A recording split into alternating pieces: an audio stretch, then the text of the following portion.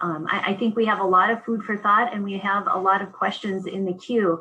The first question, and maybe we'll ask it in order of presenters, really relates to the role of data. All of you share really important data.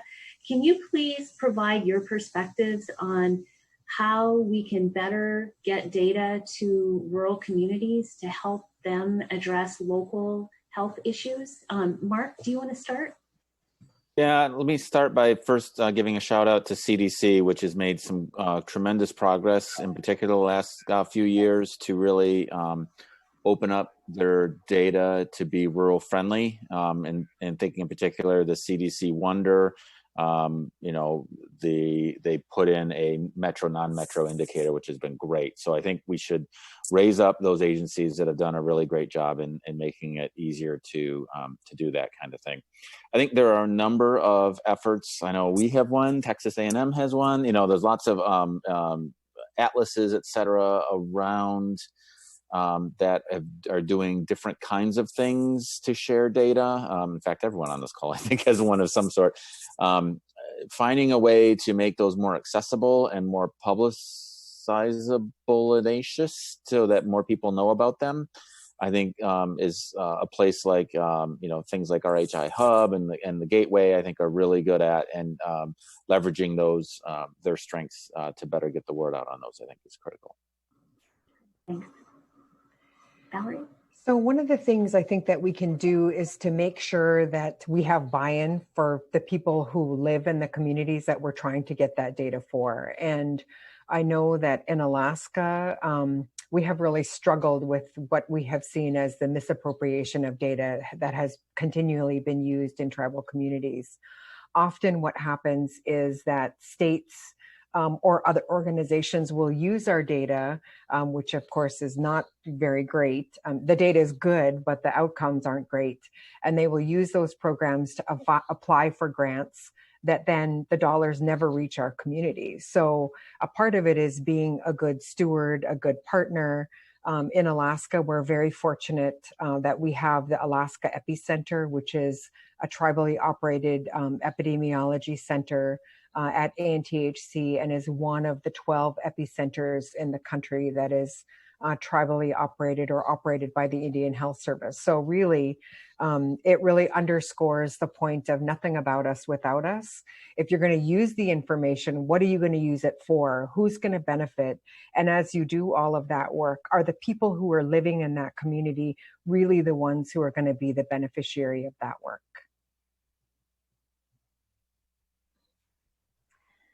So for Healthy People 2020, I think it goes back to some of the recommendations I mentioned at the end of my talk, which were for data systems to try to oversample or focus on rural areas to be able to provide those estimates. But we can also, data users can also use the data resources that we have in a more flexible way in order to present those rural estimates at the regional level or aggregate by data year in order to have these estimates so that we can look at progress over time and progress towards meeting healthy people targets.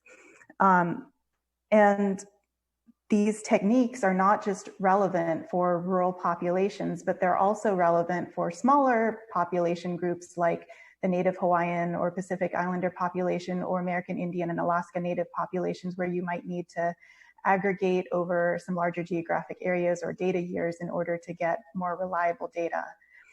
And finally, I'll mention that Healthy People 2030 is going to be a much smaller initiative. Healthy People 2020 was around 1,100 measurable objectives, and 2030 is going to be much smaller. So you'll see that when it's released. But that's an opportunity to focus more on some of the subpopulations for each objective in Healthy People 2030 to provide more attention to those subpopulations. Thank you. Yeah, and just really quickly, I really love Val's phrase, nothing about us without us. I think that sometimes as researchers and as people who collect data, we make assumptions about the people whose data we are collecting.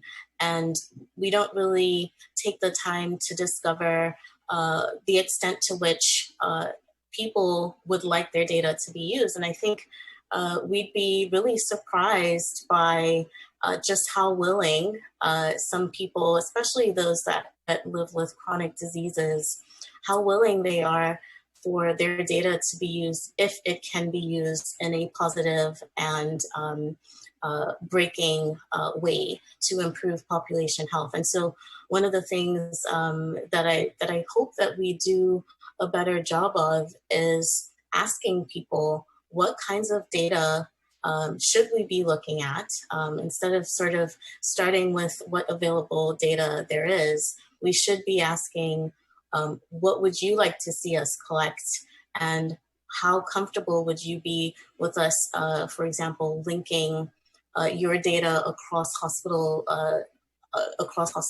or across various kinds of data enterprises. So that's the only other thing that I would add, is that we've been very paternalistic in our suppression of data and that kind of thing. And perhaps it might be time to have a new conversation about how we can better include the people whose data we use in some of these decisions. The last thing I'll add is thinking about the Census Bureau. So many of the statistics shown today, speaking of the social determinants of health, come from the census. We're in the middle of our 2020 census now, so it's so important for us to continue to gather reliable data through the census and make that available. In the past year, there have been some changes to what the census is proposing. They're proposing additional privacy rules and putting noise in the data for areas that are small. And that might create some unintended consequences for our ability to gather good information for small populations. So I think we need to be very careful about and work with the census wherever possible to ensure that those data are available and are accurate representations of the communities in which they were collected. The answers, thank you all so much. A question from one of the participants today. Are there significantly higher death rates for diabetes and cancer due to higher prevalence and complications by systematic lack of access to care, treatment, or follow-up? An easy one. Yeah, I can say for cancer, there are definitely big differences in access to care, particularly for specialists like oncologists, gastroenterologists, and cancer surgeons are very long distances for rural communities. We published a paper on that last year that I can share with the audience should they be interested. So there is definitely some systematic differences in rural versus urban populations for these particular specialty areas in cancer. Mark, do you have any insights based on your mortality work? Not particularly with mortality and cancer. Just to build on Jan's point, there's multiple places in the care trajectory where a small 5% gap add up to a lot by the time you get to the end. The delay in timely diagnosis, a delay to timely follow-up, a delay to timely treatment, all those kinds of aspects can compound. And so, it's a pipeline that's leaking throughout and can add up to some of the disparities that we see. So one of the things that we certainly see in tribal communities throughout the country, and definitely here in Alaska, is that a lot of those challenges really are about a move away from a traditional diet, which has been challenging for us. And also some of the correlation between adverse childhood experiences in our population, which are very significant, and the correlation between health status and adverse childhood experiences.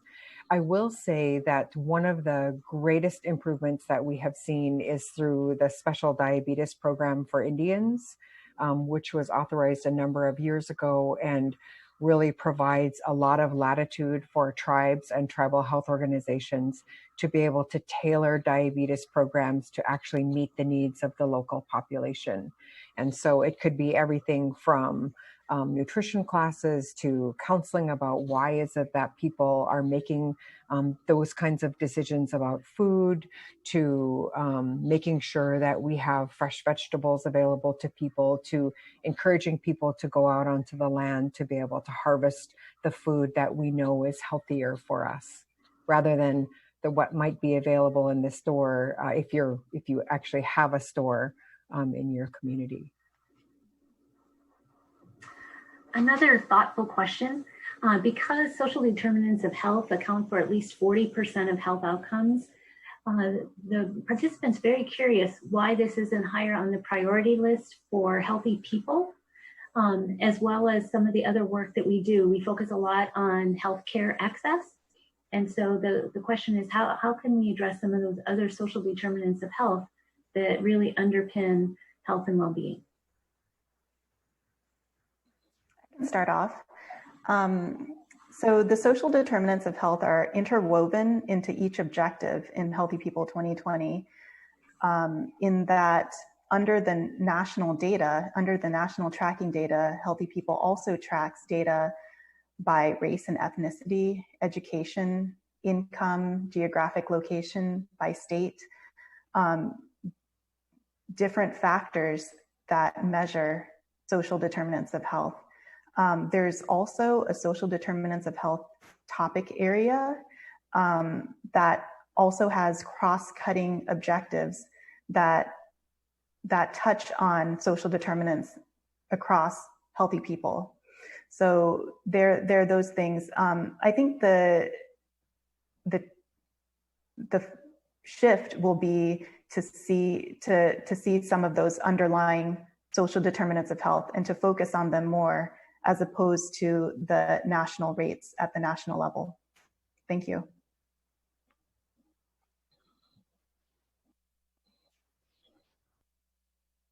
Any other commenters on that question?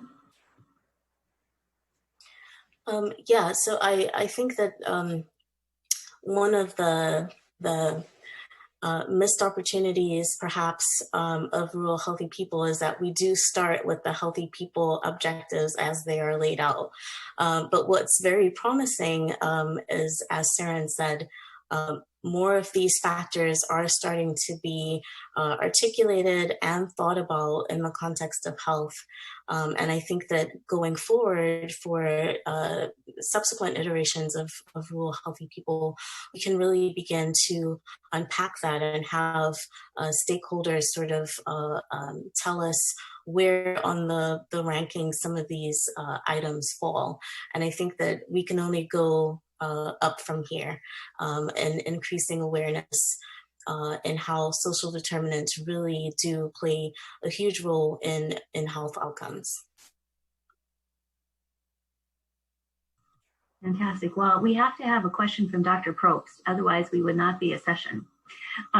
She asks, would you consider the pandemic accelerated move to telehealth as an effective mechanism for improving infrastructure in our rural areas? What are the pros and what are the cons? Mark, you're smiling. So I think effective is a word I'm struggling with, but I think that, for years I've been using the phrase, the promise of telehealth, and others have made the point that, we still have some serious bandwidth issues and broadband capacity to deal with. But I think what we've seen over the last few months is that we can move more aggressively into telehealth and the world doesn't end. I've done many visits now using telehealth, and it actually is pretty convenient. And I think the quality, depending on what you're looking for, can be, same as the mask to mask, I guess is what we're saying now. So it may be a disruption that none of us would have designed, but may end up having some great benefits in the sense of moving us faster into embracing telehealth, which could be a real, I'm going to use this word carefully, equalizer from a rural urban access. Now, the concern I think that I and many others have, and including probably this whole panel, is what will this mean for equity within rural? And if you have a fiber line, your telehealth from your house is, works great. But if you have to sit in the parking lot of the library in order to get some Wi-Fi that kind of works, that's not super private. If your broadband is spotty, that's not going to work well. So, I think we're moving the ball forward, and that we're identifying some strategies and tactics that will work. But there's a lot of work to do from an equity and operational standpoint. Yes, I would say that telehealth opportunities, it's about time. This is something that we've been using in Alaska for quite some time through the Alaska Federal Healthcare Access Network. And it has made a difference between people being able to get no service and a level of service that they simply wouldn't have at all. We've seen huge savings in the cost of travel, where you're in communities where the closest next provider is a $1,000 plane ticket away. And you may be your total family income is $20,000. And that's just not doable. So if we don't have telehealth, then people just simply do without. One way that we have been able to address the bandwidth issue is the Afghan Telehealth Network has put in a cart in every one of our village clinics, and there is bandwidth through a federal program so that our tribal members actually go to the clinic, and they're there with a community health aide who can then connect the person to another provider from further away. But it has made a huge difference for us in terms of follow-up care, especially in cardiology, a whole host of other things. But I think that, people also said the same thing about telecommuting. Oh, it's never going to work. It's not very efficient. People don't have the bandwidth. Well, bologna sandwich. I think we've all seen that it is possible to be productive while telecommuting. And we've seen the same thing, at least in Alaska, for telehealth. I think that what scares people about telehealth is sometimes it's, people aren't really sure. It's something they haven't done before. It's definitely a cultural shift. But if you do it with a focus on a patient, it can work really well. And it has for our population. One additional thing I'll note is a very positive change is that telehealth rules are being loosened during the pandemic in terms of what's allowable. And the use of telephone visits, which has not traditionally been allowed, is taking more hold in many communities, and doesn't completely fix the issues of broadband. There still may be difficulty having some telephone access, but some communities may have the ability to do telephone much easier. So it's great that those rules have been loosened in this time, and I'd love to see some movement to allow these changes to be more permanent into the future. Well, thank you all so much. This, as I said, has been just a fantastic session. We greatly appreciate your contributions. And at this time, we're going to take a lunch break. And at 2 p.m., please come back. The next session will focus on healthcare. So with that, enjoy your lunch, and we'll see you hopefully at 2 p.m. Thank you.